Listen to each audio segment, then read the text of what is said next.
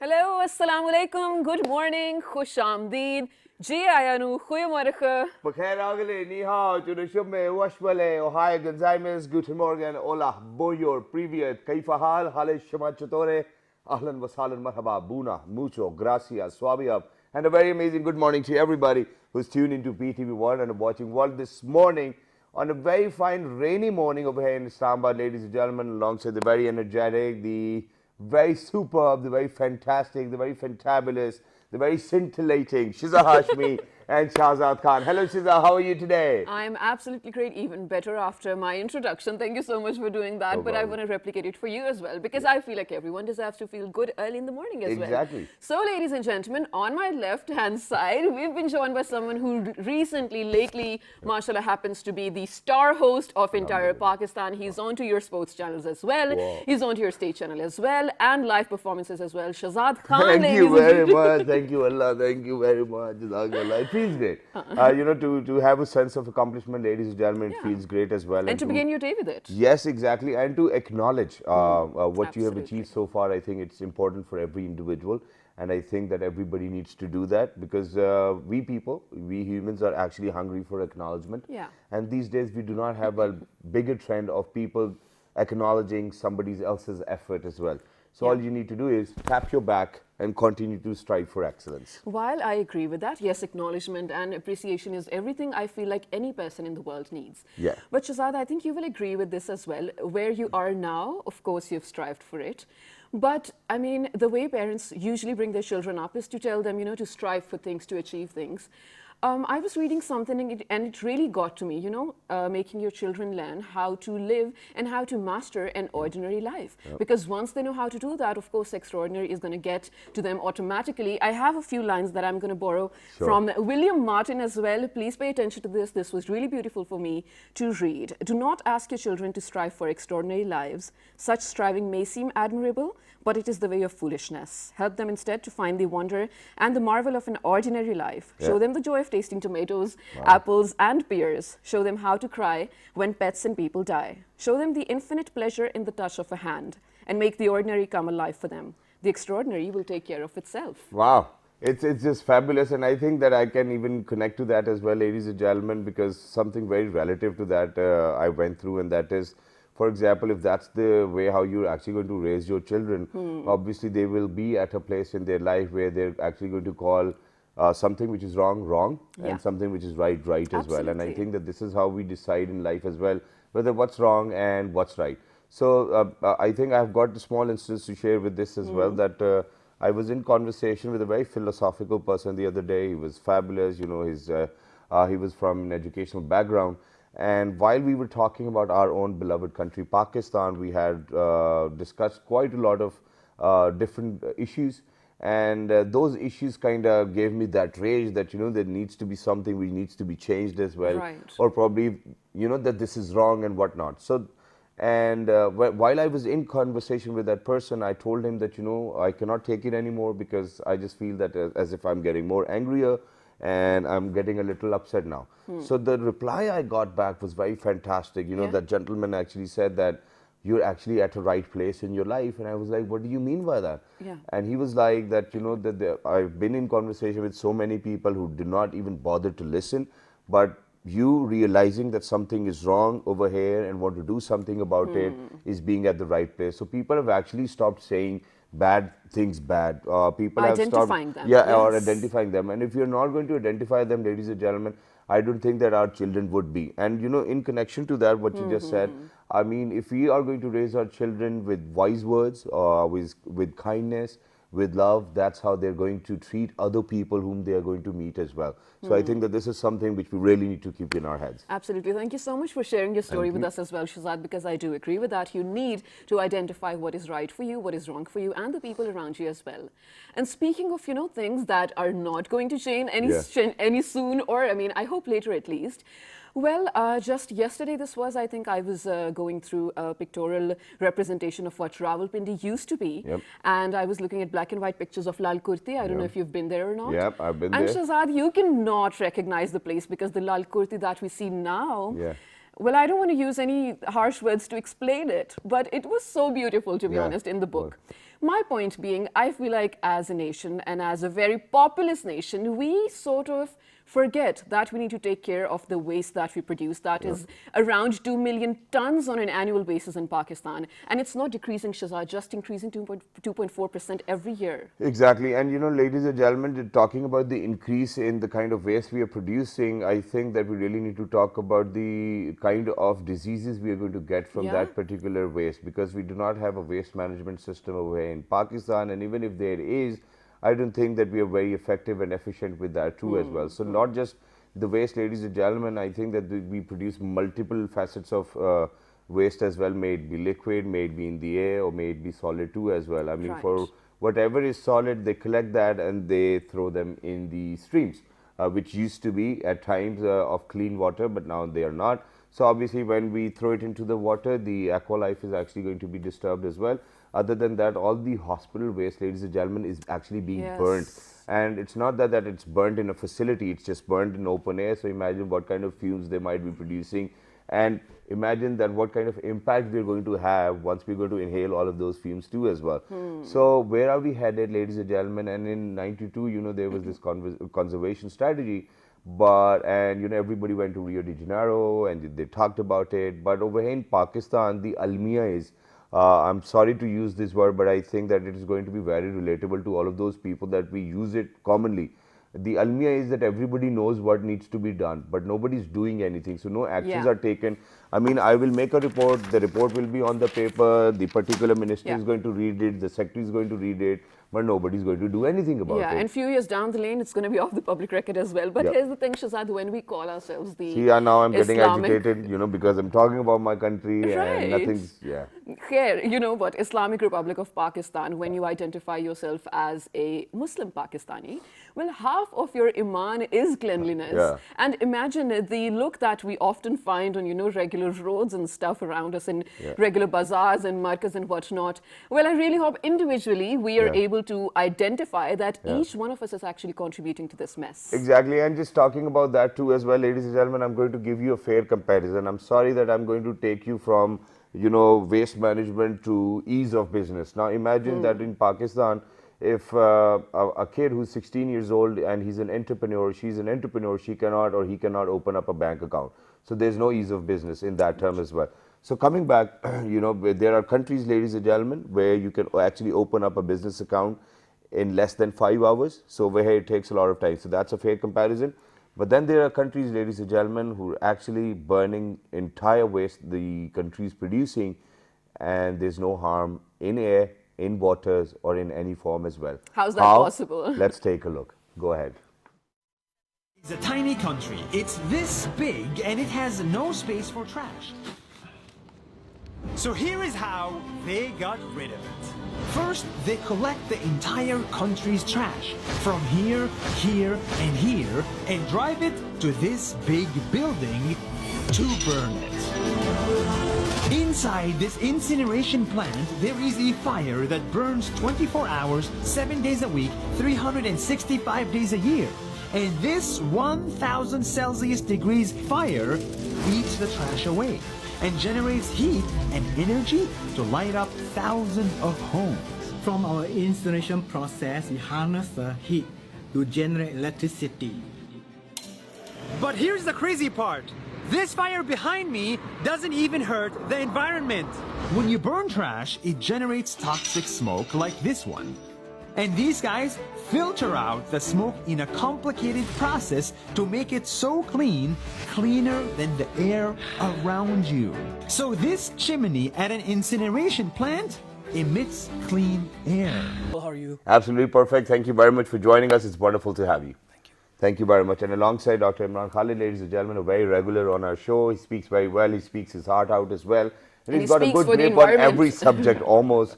He's none other Mr. Muhammad Abdul Wahab Saab, and he's an analyst himself. Hello, sir. Assalamu alaikum. How are you? Walaikum assalam. I am fine. What about you? Absolutely perfect. Thank you very much for joining us. It's wonderful to have you once again. Thank you so much. Thank you very much. And to continue or to get started, I think I'm going to give Shiza the chance. Ladies first. So Shiza, go ahead. All right. Thank you so much. But here's the thing: being a member state of the United Nations as well, and being a member state of almost all international organizations lately, because we we really feel like this is the way forward. We're a part of the Paris Agreement as well.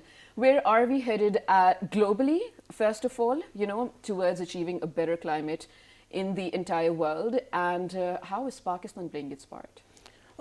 So when it comes to climate change, Pakistan is one of the most impacted countries in the world. So every year a ranking comes out by the German Watch Institute, and they've ranked us 5th as far as the most vulnerable countries are concerned. We've over the past 10 years, we've been in the top 10. So we get impacted through floods, through heat waves, through droughts, through impacts on the monsoons, for example. So climate change is definitely impacting us. We are not the contributors to climate change in a major way. We produce perhaps less than 1%, right. less than 1%, Yes. 0.8% of the greenhouse gases that are contributing to climate change. Yeah. But the problem is that the countries which are contributing to climate change, they're still going on with their greenhouse gas production, with their fossil fuel use, with their industrial use. America has been a major contributor, and we know that the Trump administration has said that they'll they'll leave withdraw from the agreement. Withdraw from the Paris Agreement, because everything that Obama did is obviously wrong. So where does that leave countries like Pakistan? We have to do this on our own. Nobody's going to come and help us. There is a Green Climate Fund that's supposed to have about $100 billion to give to the developing world to deal with the climate change, but that's not. It hasn't been mobilized yet. So it essentially comes down. It comes down to governance patterns within the country, coordination within the country, so that we are able to understand what's happening around us and then deal with it on our own. And that's where we are, unfortunately. I think that's great, but I'm going to start the conversation from the other way around as well. I mean, for example, rather than talking about funds, which we're very habitual of, I'm very sorry. I mean, in the previous governments, we have always seen that they've always been hungry in the previous governments for the funds. I mean, this time around, obviously, there's a change. I mean, we have a little bit of self-respect to ourselves as well. Now, I think that for example, last time when I was in England, I could see that they're actually building or moving towards smart motorways. Now, this is just a reference. Now, coming back to the point where why cannot we get so smart where the kind of waste we produce is smaller in number? For example, now they're not water bottles, but they are water pouches. You can drink the water and you can swallow the pouch too as well. In result, we're producing lesser waste. So how do you think that we can come from the other way around and kind of curb this menace? Well, that's a good example, but we don't even need to go that far.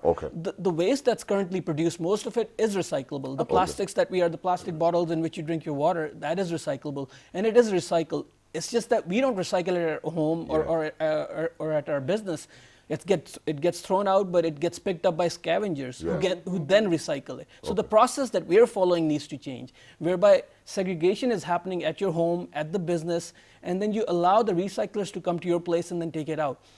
That leaves us with inorganic and organic waste. The organic waste then needs to be composted in special places. The inorganic can then be taken up to an incinerator to turn into energy through a waste to energy plant, or it can be put in a landfill. Unfortunately, we don't even have technical landfills here. So this whole discussion about what other people are doing, this is great, and I mean it serves as a good example as to what the world is doing, but we don't need to go that far because that still requires resources. What we do have are human resources, and we do have management plans. Unfortunately, they're not being implemented. That's where we need to come back to coordinate, talk to each other, and address the issues that are right in front of us. Right. Thank you so much for saying that. There are definitely, in some areas, probably some young entrepreneurs who are taking care of this waste management as well. We've had them on the show as well, Shahzad, if you remember. And then, yes, of course, there's a scavenger sort of culture as well. But moving on to you, Mr. Abdul Wahab, I actually came across a very appealing headline which said the waste management problem of Pakistan is actually just, one step away from finding a recycle industry. While, yes, there are some people looking after that, but very few, because we don't really understand or realize the main issue. How far away are we from the recycling world? Well, let me tell you frankly, there's a disaster in the making, Yeah. We in South Asia, and especially when we talk about Pakistan, we don't have awareness, basically, how this solid waste is destroying our society, how it is destroying our environment. first we have to inculcate awareness among masses. Right.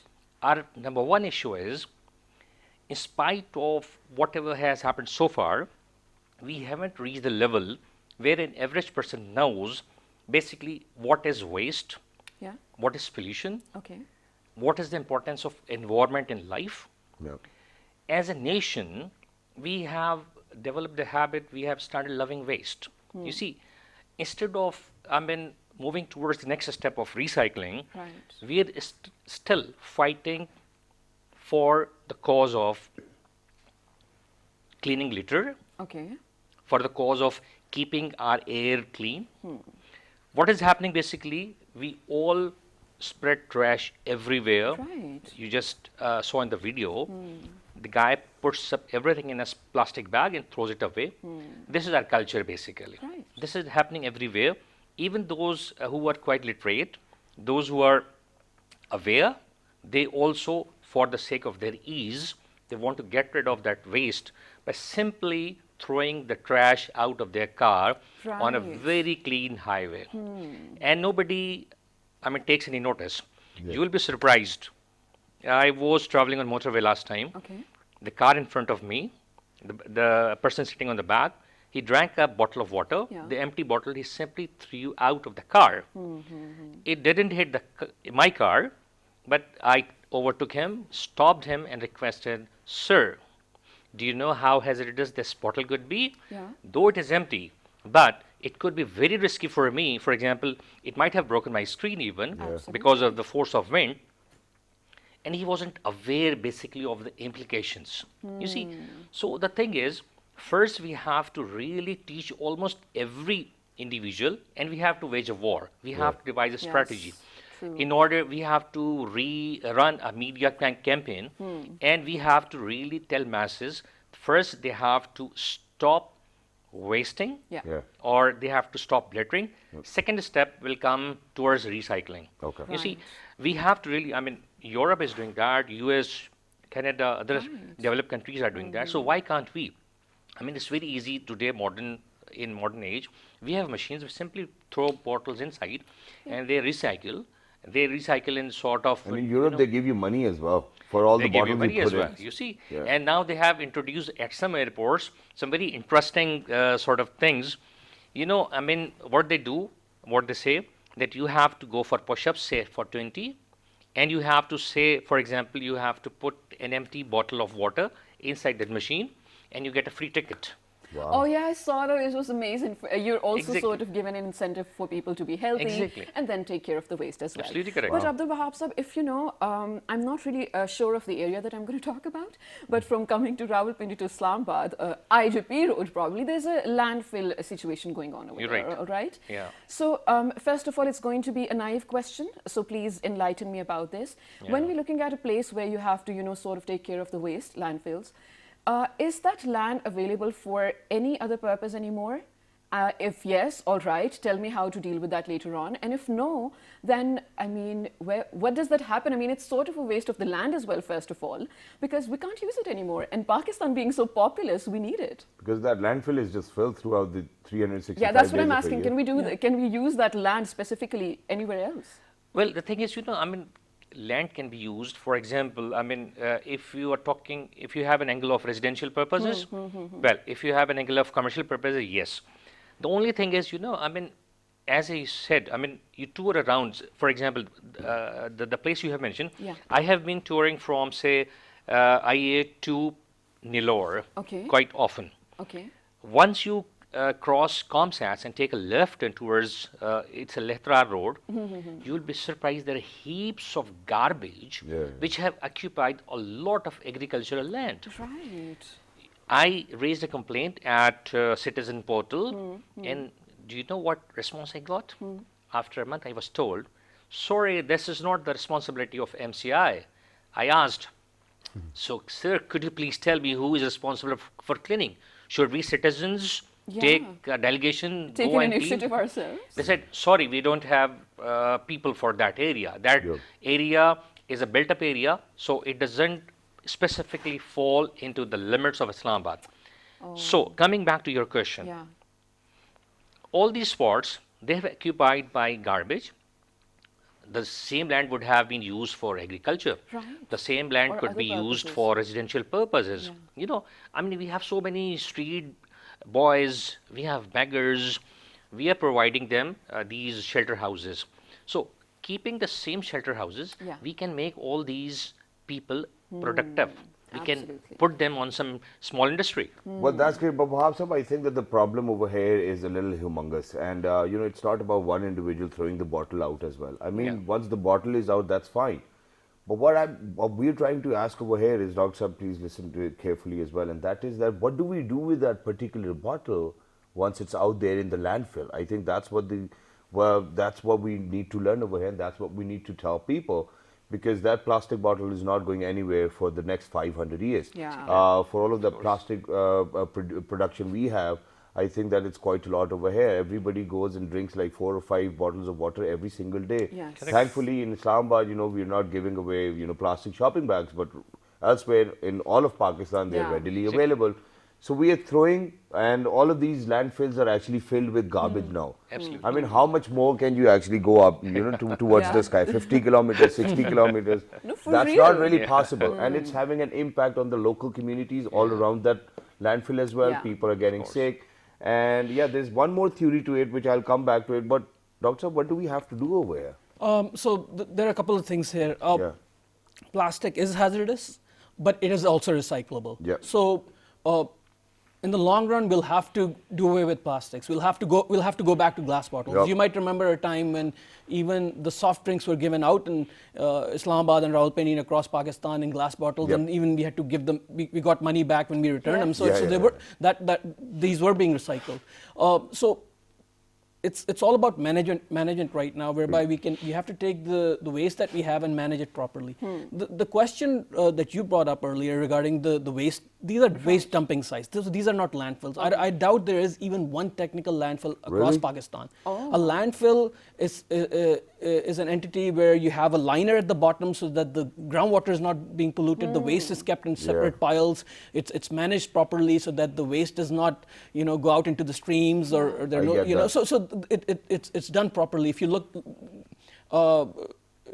unfortunately, in Islamabad, there was a proposal to build a landfill back in 2005. It failed. Now they're thinking about another one. I understand there is another site that's already being discussed, and environmental impact assessment has been done, but it will take some time before we get to that. But before we come to that, we'll have to focus on managing our waste at the source. We'll have to ensure that the waste is being picked up. You talked about MCI, sir. So MCI and CDA, for example, are at odds with each other. MCI is the entity that's it comes from a political background. The sanitary workers are come under it. Right, but the right. CDA is the entity that pays their wages. So in December, we had protests across Islamabad. The sanitary workers decided they were not going to pick up the trash because they were not being paid. So this is essentially a management and governance issue. Why is it that we cannot come and talk to each other across the table just like we're doing right now? And unless and until we do that, our problems will remain the same. You can have all sorts of problems. Somebody can give you come and give you a solution, but unless and until we're talking and communicating, we're not communicating. I think That's the problem. I think that's great that you've actually brought up this point. But you kind of missed out on my question, and my question was that it's okay. So everybody starts to collect the waste. Right. But what do we do after collecting the waste? Because we do not have any recycling plants over here. We do not have any other use of all of those recycled product too over here. So, I mean, even if we gather all the waste, what do we do with it? But it is being recycled. All the plastic, the water bottles, you don't see them around. Even if I took you to a waste site, dumping site, the water bottles are the first things to get picked up because they have a this is certain not value right. tag to it. I'll But this is not the only content which Yes, is it is there not, it within is all not. of that waste. But what do we do with that waste is something which is very important. I mean, people are making electricity by burning the waste. People are doing so many different things. They're making their air clean by it as well. Yeah. So why can't we do that? And if we are supposed to do that, I mean, for example, I'm sorry that I have to bring in an example from the West once again as well, but there are these standards for their cars, Euro 4, Euro 5, Euro 6, and if the cars haven't passed that, they cannot still be on the road because of the emissions. So where are we? We are at Euro 2 actually. So we are at Euro 2, which is back from the 90s. You need vehicular testing centers for that. We don't have those. We decided that we were going to build them, but Yeah. then they failed. So it's a process. I get So where you're अब coming करना from. क्या है sir? अब करना क्या? अब But क्या करें हम? with that is the solution. Of course, we need to get to that. But That's I'm a million-dollar so sorry, Shahzad, question. I have a question to add before we get to the solutions. So you actually, while you were talking about the landfill situation as well, you mentioned, actually raised a very important point of who's going to pick up those things, who's going to work for that. And then you know, spoke about how sanitary workers went on a strike because, of course, they're not, first of all, paid enough and they have a lot of work to do. We see that. There's a really dark picture to collecting waste and then assembling it and everything as well in terms of child labor in Pakistan. If you've been to any sort of places where there is waste management going on, you will see kids so bright and so young just working there picking up plastic bottles or syringes or even, you know, things that maybe they can use later on as well. So my question being, who are the people, where are the people who are going to take care of it? And once we do venture into recycling and industries that can actually manage waste, we're actually looking at a lot of employment opportunities as well. Yeah. I mean, why are we so slow? Again, I think it's the same question. I think, you know, we will have to really work hard. Government has got a role. It has to take lead. It has to invite private sector. So But this government is doing that. government is doing that. Yeah. It has done a lot. Yeah. So this is the perhaps first government after quite many governments Yes. which sort of had a focus. You know, it knew what it had to do. Earlier, nobody was bothering about environment. Rather, perhaps many people didn't know what was environment. Let me tell you frankly. Okay. So this government has sort of that approach, and they have started doing. But the thing is, once you start a project, you have to continue that with persistency. You see, Right. the thing is, I mean, we have introduced that system in Islamabad. Okay. We are not selling anything in plastic bags. What is happening in Pindi? You come onto IJP Road, it cross into Pindi, everything is going on. So I was afraid one day I was coming back from Raja Bazaar with perhaps 3 or 4 shopping bags. So I was thinking perhaps if they were implementing rules in Islamabad, they should arrest me after crossing into Islamabad from IJP Road, you know, Yeah. because I was carrying plastic Plastic bags. bags. So they have to take into account all these factors. They have put a ban in Islamabad, Yeah. but what happens if people shop in Rawalpindi and come back to Islamabad with the same plastic bags? Yeah. So what is the fun? I mean, you keep Pindi free Okay. of all these restrictions and put all restrictions in Islamabad. It doesn't make any sense. These are twin cities. You see, Right. these are inseparable. No, but they're two different entities looking after these two cities. So, you know, I think that let's not get confused over here, but very quickly we need to move on towards the solutions because we have to wrap up this segment as well. Yeah. So, Dr. Saab and Wahab Saab, solutions quickly. Viable ones. Sorry? Viable ones. Viable ones are already available to us. I mean, this is, you talked about the National Conservation Strategy from 1992. Just anyone should pick it up. It talks about how to, you know, what the problems are, where should we go when it comes to our air, when it comes to our water, when it comes to our waste. I think the bigger question here is that used to be asked back in the 90s and the early 2000s, is environment a subject for a developing country like Pakistan? Environment isn't meant for us. It's something that it's there for the West, it's there for America, it's there for Europe, but not for us because we're still developing. So unless and until we start to think about environmental protection as part and parcel of our plans and policies, we won't get to a point where we are addressing some of these. Right. Exactly. Thank Absolutely. you very much, gentlemen, for being with us. It was lovely to have you and Thank you lovely so to be in much. conversation with you two early so in the much. morning. And it's always very enlightening, ladies and gentlemen, especially when Wahab Saab is around too as well. And thank you very much, Dr. Saab, Thank you so much. for gracing our studios as well. But ladies and gentlemen, in the first place, I think that this is somebody. I think that this is a rule everybody needs to live with, at least in Pakistan. I mean, whatever you think is wrong, you have to make it right yourself, but obviously within the parameters of the legal bindings as well. Please do not go beyond that just to correct things. I mean, you're not Robin Hood or anybody else. So yeah, well, I think that it's every individual's efforts which are going to make this country better. Yeah. Please make sure that you produce a lesser amount of waste Yeah. from what you were producing already. So ladies and gentlemen, right now we're headed to a very short break. When we come back, we're going to talk about something exciting happening this year. Stay tuned to find out. Good morning.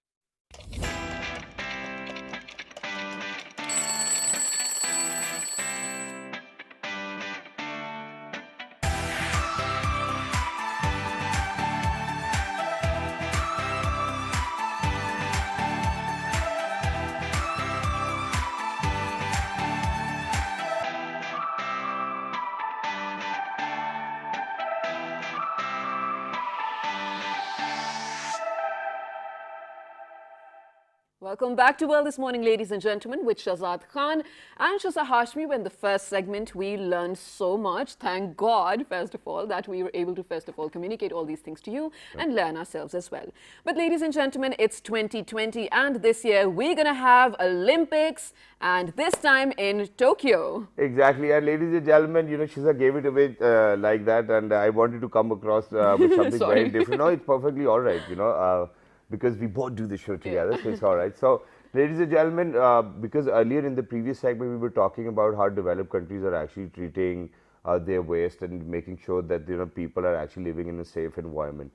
And I think that Japan is one of those countries who've always been leading in technology, who's always been leading in making sure that people stay safe as well. And even though that when the earthquake hit Japan, I think that they were the quickest in kind of recovering from that as well, and rebuilding their infrastructure. Whenever we talk about a very sad and unfortunate incident, which was a nuclear attack too as well, ladies and gentlemen, I think that Japan made sure that they come back stronger, and they've always been doing it. So this year around in 2020, I think that it's going to be fun because of the fact that they actually have built a newer stadium as well for the 2020 Olympics. They'll be hosting the Olympics for the 4th time in a row as well. First time it was in 1964, the other time it was 72, the 98, and now 2020. But this is not it. I think that there's an interesting part to it, and that is that just 7 months ago, I'm sorry that today I've actually talked quite a lot about my experiences from abroad. I saw an 8K television over there on a display, wondering that, we do not have cameras, we do not have things which can actually produce the kind of content which is going to be 8K or such a high result.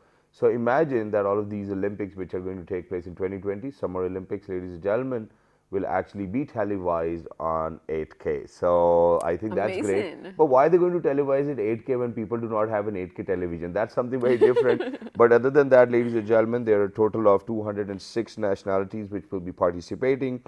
Almost 11,091 athletes, and there are total going to be 339 events in 33 sports with 50 disciplines. The opening ceremony is going to take place on the 24th of July, and the closing will be on the 9th of August, and the stadium is the new national stadium as well. So to talk about all of this, ladies and gentlemen, how Japan's prepping for their Olympics, we have a very apt guest over here. He's a journalist. He got married in Tokyo. He was lucky, and he's so frequent. He visits Pakistan that I actually have to ask him whether he's got a wife in Pakistan as well or not. So, ladies and gentlemen, he's none other than Mr. Humayun Mughal, and he's a journalist.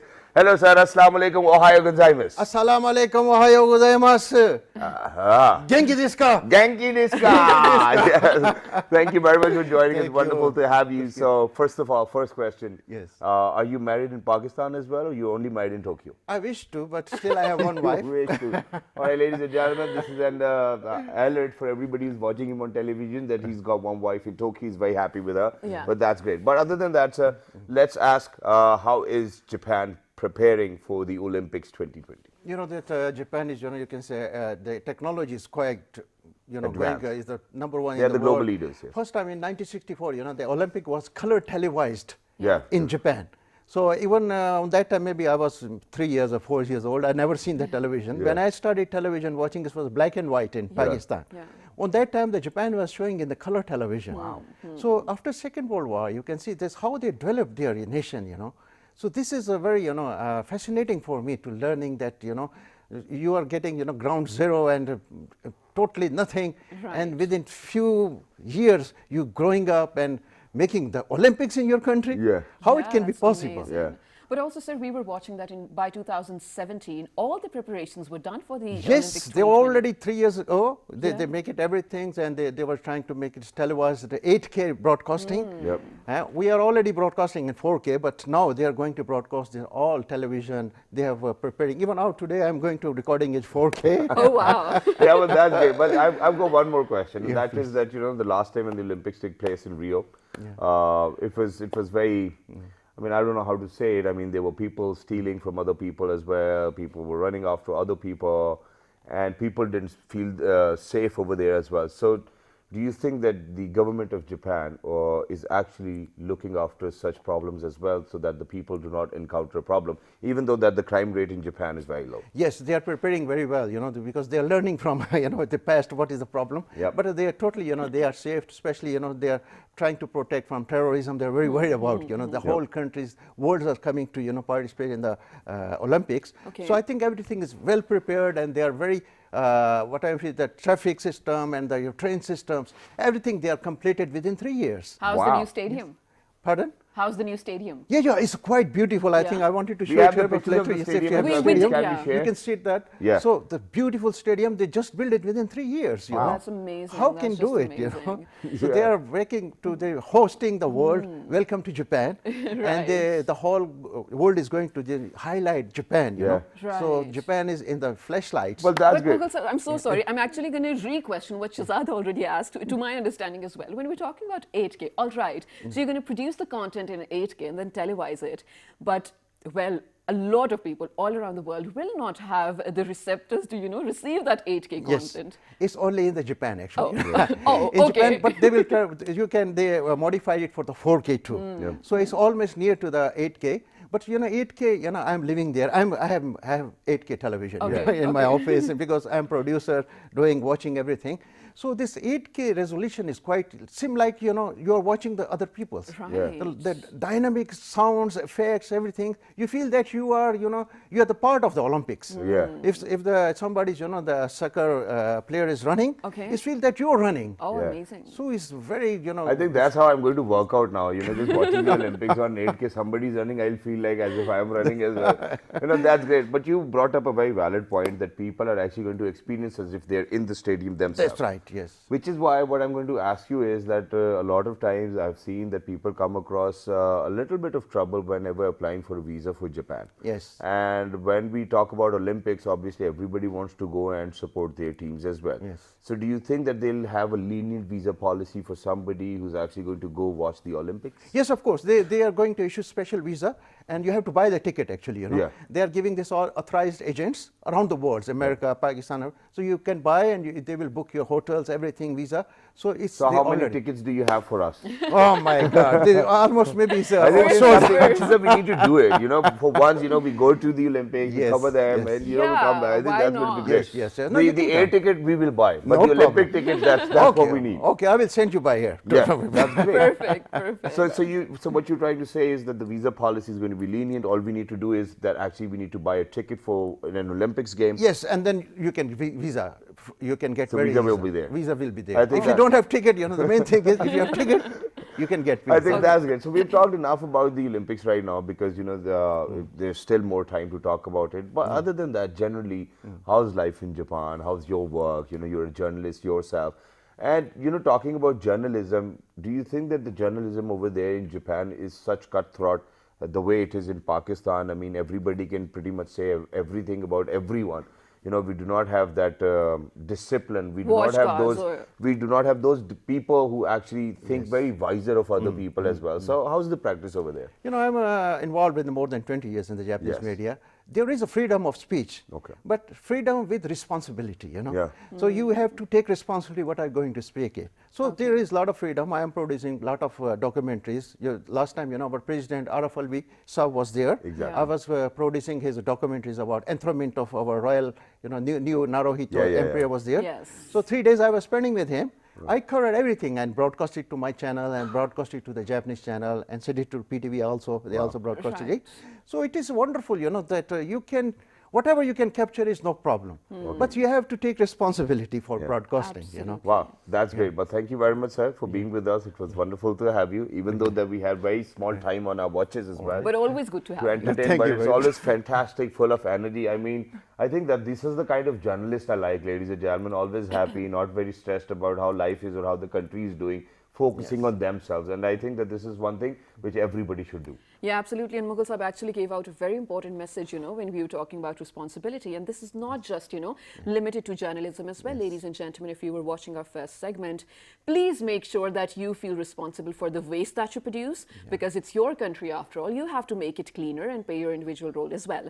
And if you're being a journalist, well, all of us are lately because we all have gadgets, right? Please be responsible in sharing and disseminating any sort of information. Exactly. Ladies and gentlemen, write to us on our Facebook page with the name of Well, this morning it's on your television screens. on Twitter, Well, this morning, Daily Motion on YouTube. well, this morning. Absolutely. And the repeat you can catch 5 at past 11 p.m. tonight. Ladies and gentlemen, look after yourselves till the next time. Tomorrow we'll definitely come up with something very fabulous. But for now, 1, 2, 3. Good morning.